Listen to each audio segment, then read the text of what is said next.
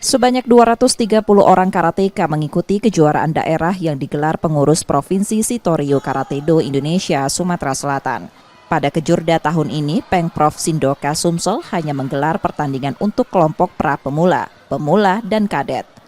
Total ada sebanyak 47 kelas pertandingan yang digelar pada ajang kejurda Sindoka Sumsel tahun ini. Pengprov Sindoka Sumsel mengakui, ajang kejurda sangat perlu digelar untuk mengukur kemampuan para atletnya di sepanjang tahun 2023 ini. Selain itu, kejurda juga menjadi ajang seleksi sebelum keikutsertaan di ajang kejurnas Sindoka Sumsel. Pertama, kejurda ini adalah sebagai tolak ukur.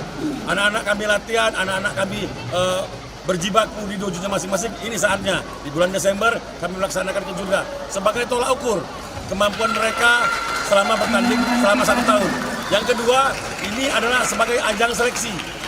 Kami selesai ini Sindoka Indonesia atau nasional akan melaksanakan kejurnas sebagai salah satu tolak ukur.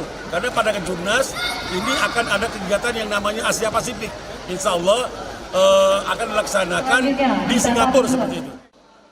Ratusan peserta yang mengikuti ajang kejurda tahun ini berasal dari 6 pengurus cabang Sindoka di Sumatera Selatan.